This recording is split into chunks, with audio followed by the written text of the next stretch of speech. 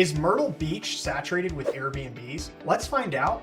I'm gonna need data, and I'm gonna need a data tool to determine this. And really what I'm gonna be looking for is revenue year over year and compare that. It's gonna help me see the revenue year over year to know if Myrtle Beach is actually saturated. So in STR Insights, I have a market profile, and I can select the market history, because that's what I wanna do is compare the revenue year over year. Here's something really important that I want you to know.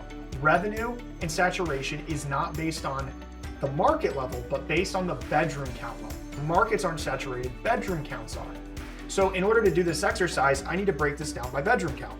So I'm gonna do a generic example of the most common, which is 2 or 3 bedrooms. So we'll start with 3 bedrooms and we'll compare different bedroom counts to see which ones are saturated and which ones aren't. So the first thing I'm gonna do is look at the revenue from February of 2023. It was $3,300. And then I'm gonna compare it to the revenue of 2024, almost $3,000. So the revenue dropped year over year by about $300 on average.